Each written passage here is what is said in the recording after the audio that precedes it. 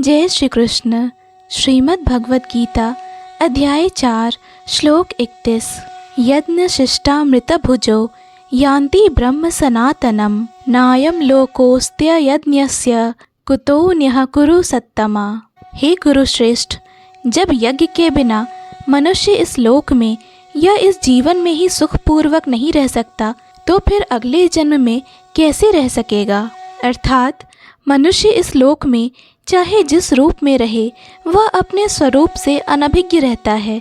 दूसरे शब्दों में भौतिक जगत में हमारा अस्तित्व हमारे पापपूर्ण जीवन के बहुगुणित फलों का कारण है।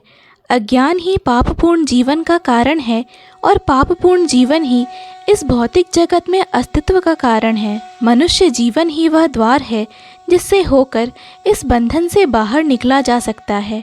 अतः वेद हमें धर्म, अर्थ, काम तथा मोक्ष का मार्ग दिखलाकर बाहर निकलने का अवसर प्रदान करते हैं। धर्म या ऊपर संस्तुत अनेक प्रकार के यज्ञ हमारी आर्थिक समस्याओं को स्वतः हल कर देते हैं।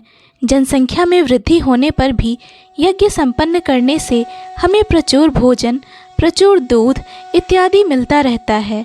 जब शरीर की आवश्यकता पूर्ण होती रहती है तो इंद्रियों को तुष्ट करने की बारी आती है।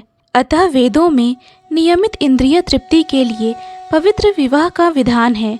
इस प्रकार मनुष्य भौतिक बंधन से क्रमशः छूटकर उच्च पद की ओर अग्रसर होता है और मुक्त जीवन की पूर्णता परमेश्वर का सानिध्य प्राप्त करने में है। यह पूर्णता यज्ञ संपन्न करके प्राप्त की जा सकती है, जैसा कि पहले बताया जा चुका है। फिर भी यदि कोई व्यक्ति वेदों के अनुसार यज्ञ करने के लिए तत्पर नहीं होता तो वह इस शरीर में सुखी जीवन की कैसे आशा कर सकता है। फिर दूसरे लोक में दूसरे शरीर से सुखी जीवन की आशा तो व्यर्थ ही है।